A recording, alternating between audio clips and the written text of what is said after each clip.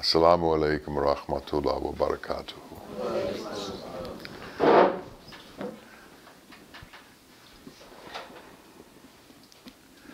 I read a book many years ago by a lady whose name was Anna Marie Schimmel, who was a great Islamic scholar who taught at Harvard. And it was a book about Sufism. And there was a line in the book that was from the either 12th or 14th century.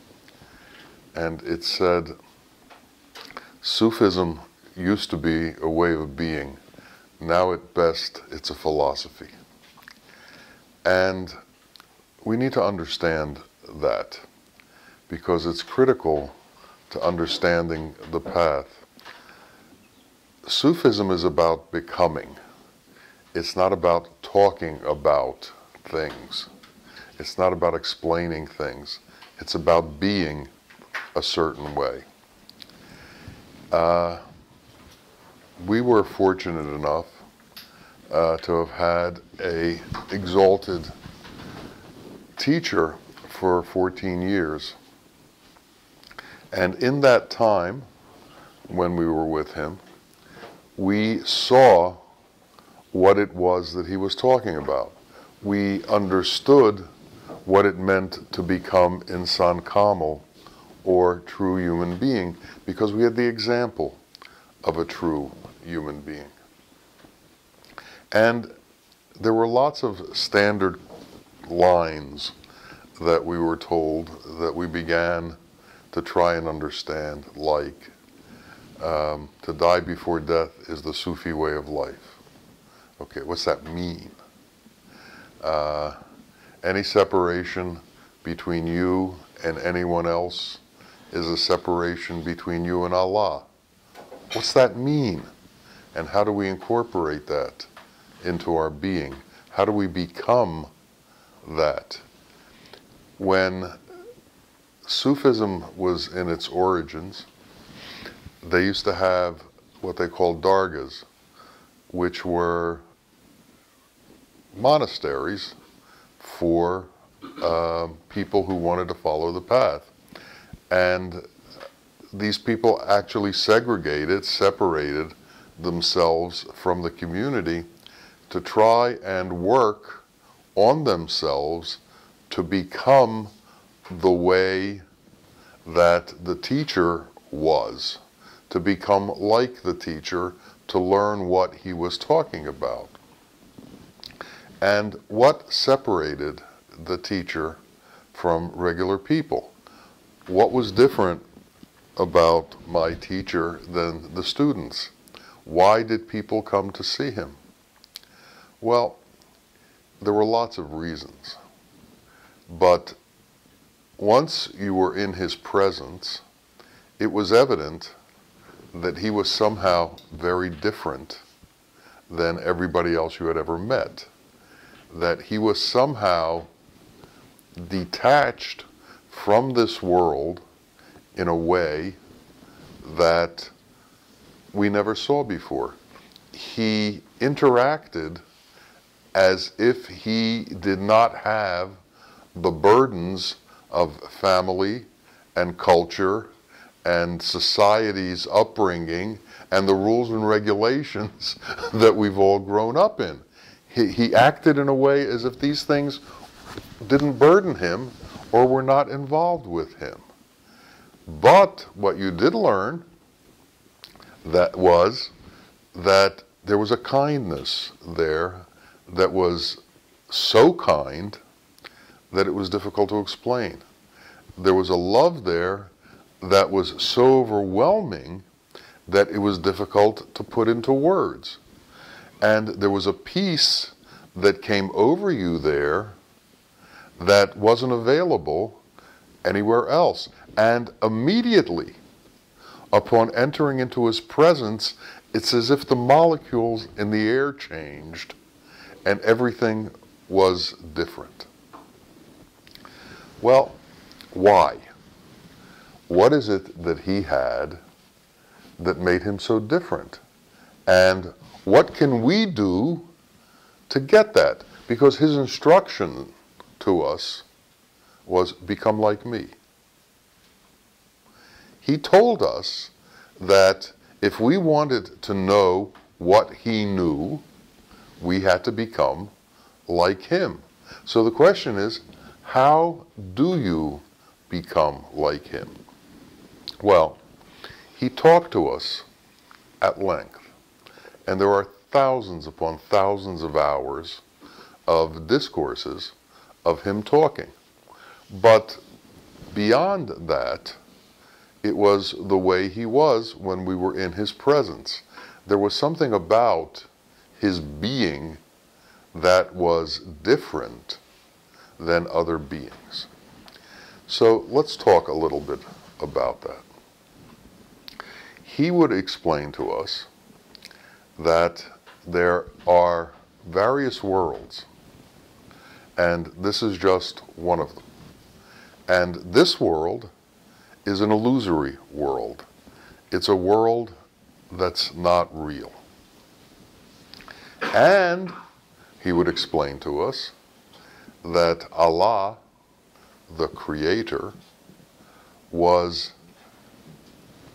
a non-elemental force in the universe. He was not what we could see with these eyes or hear with these ears or smell or touch. He wasn't available to these senses.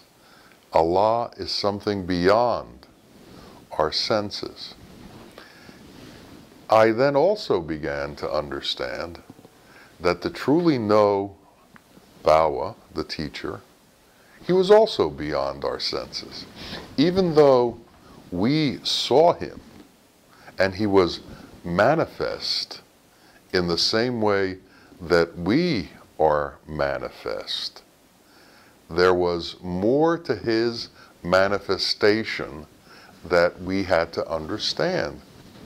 And what we needed to understand was that he was also, while being manifest, he was in touch with the non-manifest world simultaneously.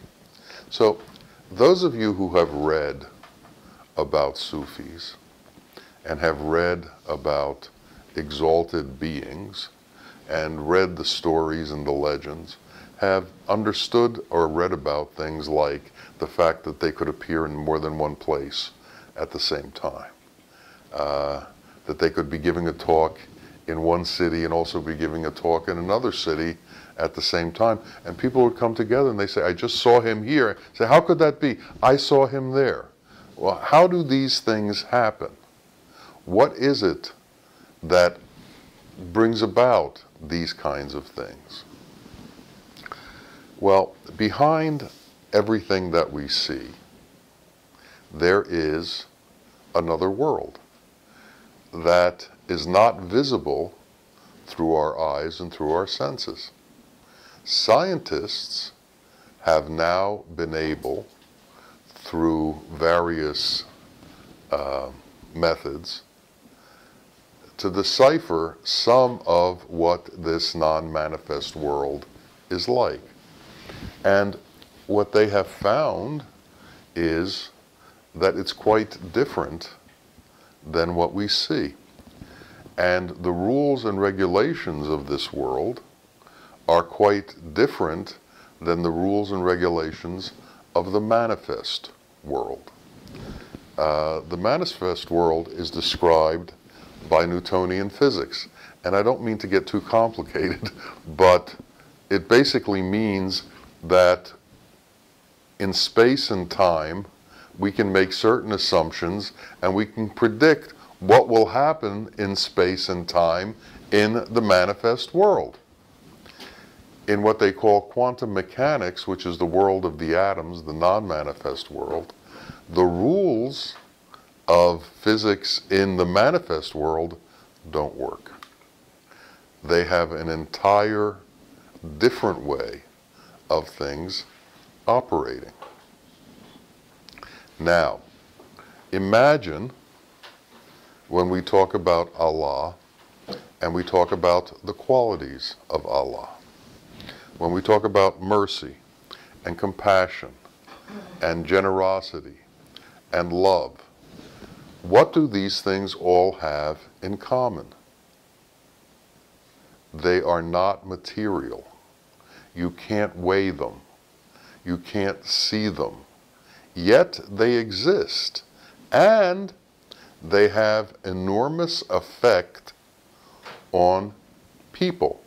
So we are not only in interaction with that which we see, we are also in interaction with certain kinds of qualities that we can't see, but which can express themselves through us and come through us and activate through us and establish what kind of being we are in this manifest world.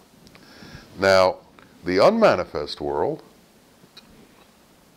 is Allah's world.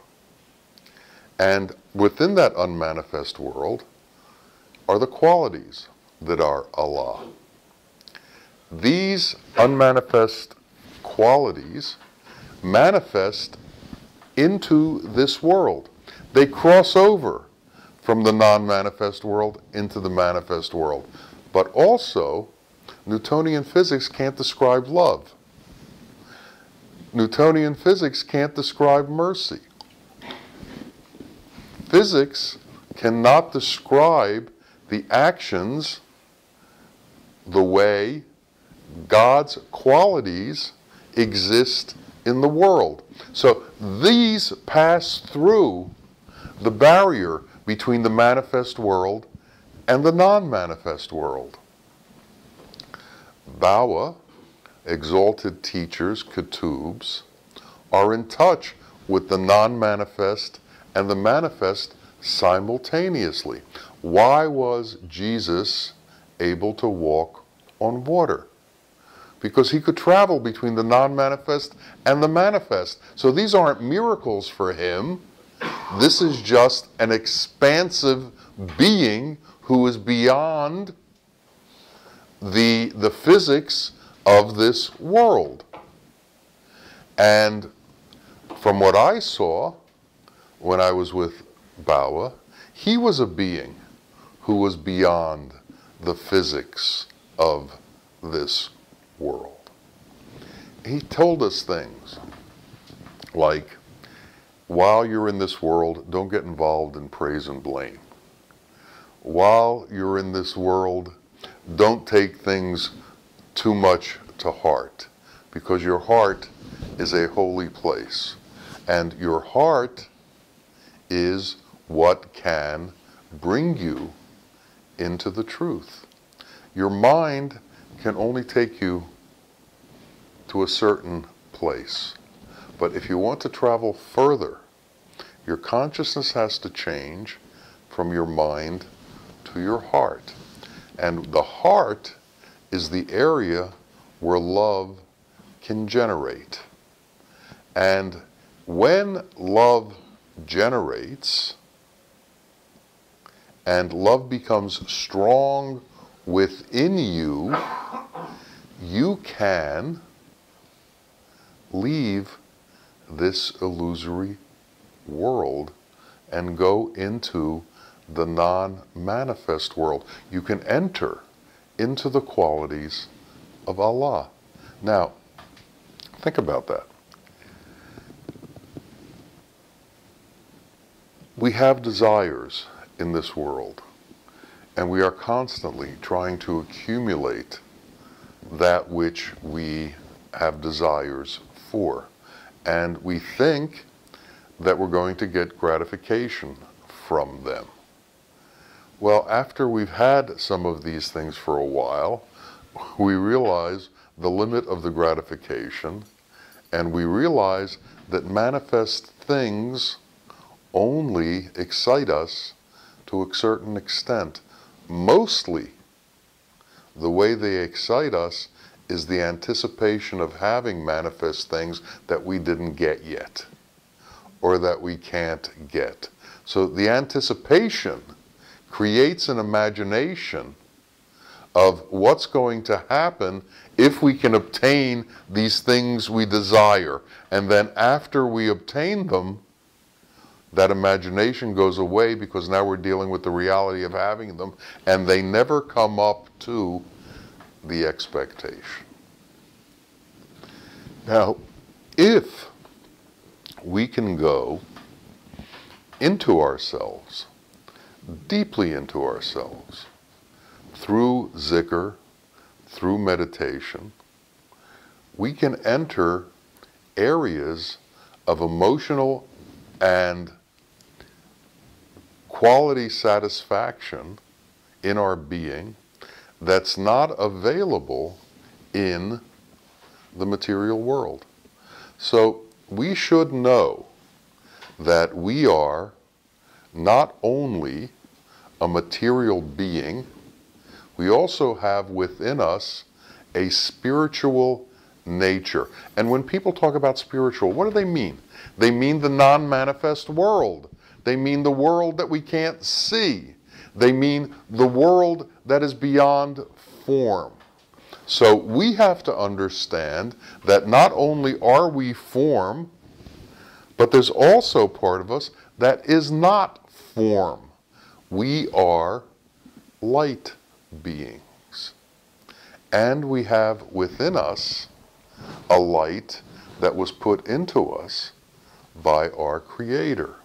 Now, what's the difference between light and matter? Light is more like energy. Light can't be weighed. Light moves at speeds that are beyond comprehension in our material world. We have to be cognizant of that. And while being cognizant of that, we should be cognizant that we are capable of inducing high states of love and mercy and gratitude within our being. And how do we do this? Through intention. You don't get it from books. You get it from intention. And if you have this intention, and this intention is strong, it will alter your consciousness, and you will begin to see things in a different way. But this takes work. And Bawa used to say, when you run into a true Sufi, you can recognize him by the vibratory nature that comes from him because of all of the zikr that he has done, all of the meditation that he has done, all of the prayers that he has done. Now, in the world today, we have religions, and people call themselves Methodist or Presbyterian or Christian or Catholic or Jewish or Muslim or Hindu. What's it mean? I mean, what's the difference between being a Muslim and coming from Indiana? What's the difference from being a Muslim and being a resident of Canada? It's belonging to a club. It has no meaning unless it has meaning. And it only has meaning if you've entered into the qualities that are directed towards you by the prophets of the religion. So what have they tried to do? What is the purpose of religion? The purpose of religion is to take on the qualities of God and to bring them into your being.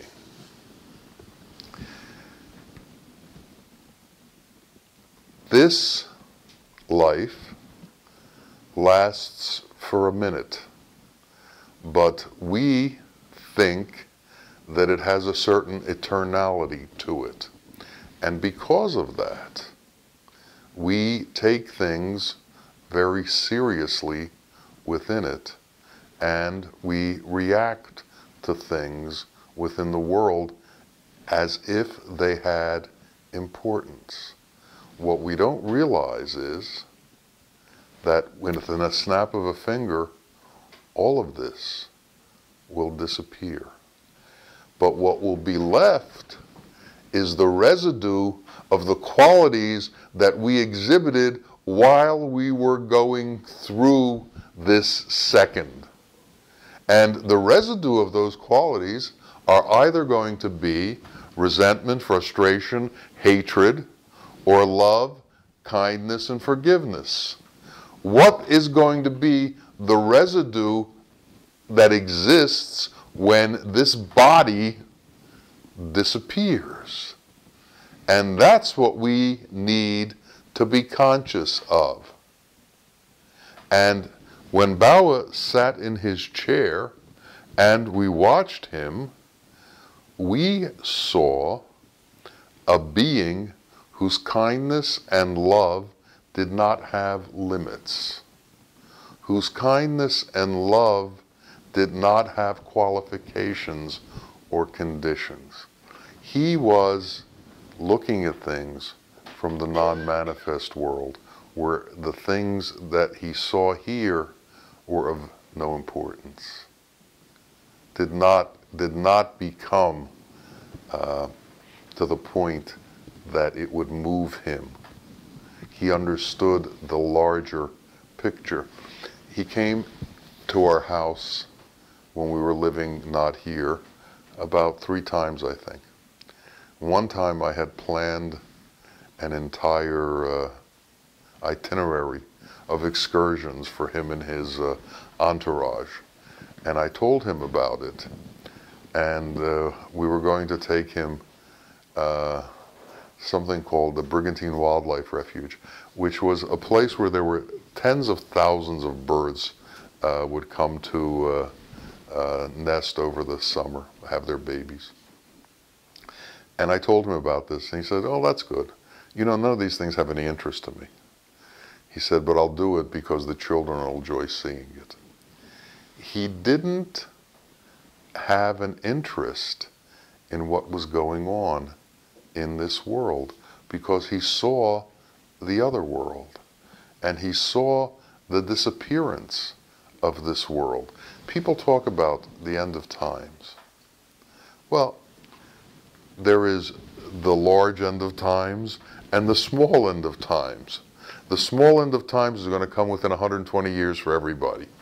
So when they're looking about destruction, destruction is going to come in your lifetime for you. And the question is, what have you developed within yourself during the time that you were in this world? What were the criteria of what was important, and what were the things that you held close to you? Now, usually the kinds of things that we hold close to us are people want to protect their being. People want to protect their honor. People want to protect their name. People want to protect their idea of themselves. And if someone has a different idea of you than you have of yourself, it becomes a confrontational thing where they put their point of view at you and you put your point of view back at them. Well, the people who have this point of view that is opposite to yours have the burden of carrying that animosity within their being. And animosity is the residue that they're building up in their being. And they are a trigger to trigger that same kind of response from you. So if animosity comes at you, you treat it with animosity. So what do? You both become carriers of animosity. And what good does it do you to carry animosity? What we need to do is we need to go into a silent space. We need to be able to have that silent space available to us at all times. And that silent space can't be available to us unless we make an effort to go to that space. So, in our daily lives, we have to do zikr, a remembrance, a meditation. But that zikr can't just be words. It has to be the bringing about of strong emotional responses within our being. So when we say, Ya Rahman, Ya Rahman, we should be saying, Oh mercy, oh mercy. Let me understand mercy. Let me feel mercy. Let me become mercy. Show me what mercy is so that mercy integrates in my being so that I become mercy. What is Allah? Allah is mercy. If we are to understand Allah, we have to understand mercy. Mercy is not manifest in a material way. Mercy is manifest through the non-manifest world, yet it exists. Now, there are many in this world who live their life as if the manifest was all that there is, and that there is nothing else beyond the manifest. So they've created rules and regulations about how to dress, how to look, how to walk, and how to carry yourself in the manifest world. Your beard should be a certain length. Your hair should be covered in a certain way. Everything has a rule as to what's manifest. But what good are all of these rules if love doesn't exist within your being? And if you can't contact that love? One of the things Bawa used to say, we just went through Ramadan, he used to say, Allah does not need you to fast if you can't give up your anger. So the material world, the material rules are all secondary to becoming that which exists in the non-manifest world. When we disappear as a body, our non-manifest existence is all that's going to be left, the residue of that. And we can only enter into Allah's non-manifest world if we are like Allah. Anger can't move into the truth. Resentment can't move into the truth. Differences can't move into the truth. We say, Allahu Ahad. Allah is one. Everything is one. There is no duality. But as long as we see differences, we see duality. And if we see duality, we are not one. Now, this comes into focus in the midst of confrontation. Somebody comes at you. All of a sudden, they and me. It's a separate situation. Because they see differences doesn't mean that you have to. Because they have lost their way doesn't mean that you have to lose your way. Now, it doesn't pay, usually, to get into a discussion about confrontation. Jesus said, turn the other cheek. But I think he didn't mean let them hit you in the other cheek. I think he meant turn away. Walk away. Get out of the situation. Bawa would give examples of people and confrontation. He said, if you throw a knife at a stone, it bounces back at you. There's no use to it. So we have to learn how to maneuver our way through this world. And we have to learn how to give up resentment when resentment is thrown up at us. We have to learn how not to react with the vile qualities that are often brought into our faces by people who carry vile qualities. The world is full of vile people. Some of them are so vile, and their hatred has gotten so strong that they just blow themselves up. Literally, they blow themselves up. And by blowing up other people, when they blow themselves up, they think they've accomplished something. This is the kind of bizarre thinking that takes place in this creation. Our purpose is to become God-like. Our purpose is to become Insan Kamil. We are here to gather the qualities of Allah and bring them into our being and figure out ways to do that. And it can be done. This is the reason we were created. So we need to go into deep states of meditation where we meditate on intending love to become the overwhelming quality in our being. So overwhelming that it annihilates everything else within us. We have to learn how to do this.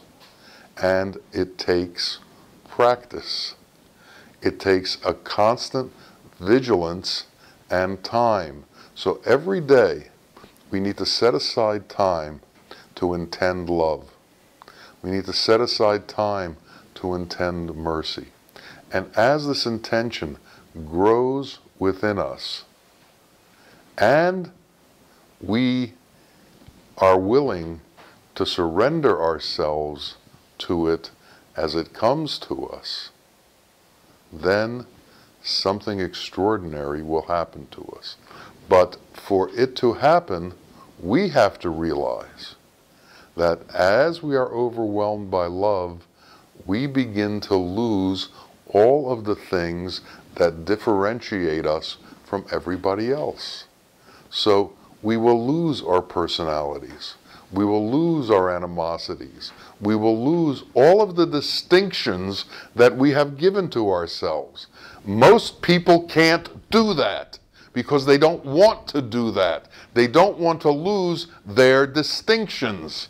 They don't want to lose their separateness because they've identified their entire life with that separateness. So to take that separateness and throw it away and say, you and I are exactly the same at the core of who we are, is a very difficult step to jump into.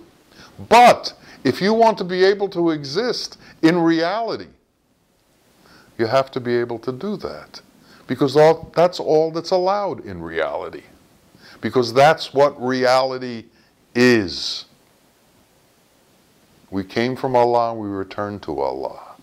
And we return to Allah in truth, not in anger, not in hastiness, not in animosity, not in all of the qualities that don't belong to Him. So our work is to become those qualities. And in becoming those qualities, our consciousness changes. And as our consciousness changes, and we become higher and higher in consciousness, we become open to everything that is beyond our senses. We begin to be able to see with the eye within the eye, and the ears here within the ears within the ear. We are capable of getting messages from the non-manifest world. And these will come to us as information. Everything is available. There's nothing new. It's all happened. We're not going to discover anything. We just might see something that we didn't see before or that nobody else saw before. But there's nothing new. Allah's creation covers everything. It's not like we create something new. So, as we travel this path, as we become more close to truth, we will have less response to this world. But we carry so much emotional baggage that we've built up through the years that makes us think we need to respond to things. We don't.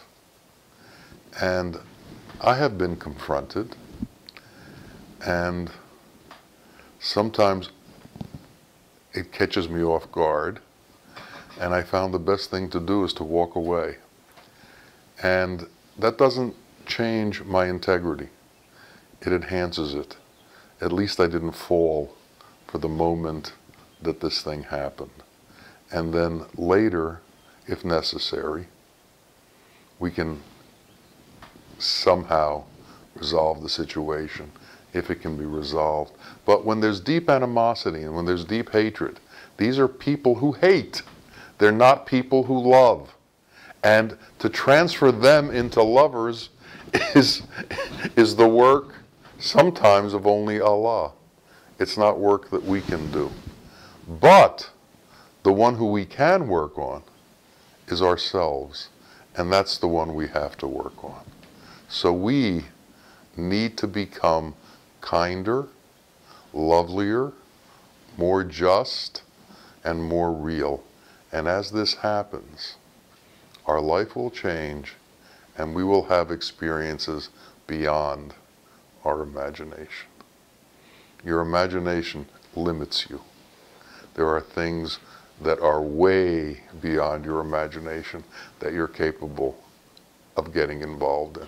When Bawa talked about his mystical experiences, they're all available to you. But you have to purify yourself. You have to become clean.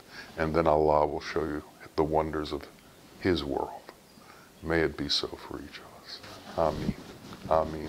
Ya Rabbil Alameen. Assalamu alaikum wa rahmatullahi wa barakatuh.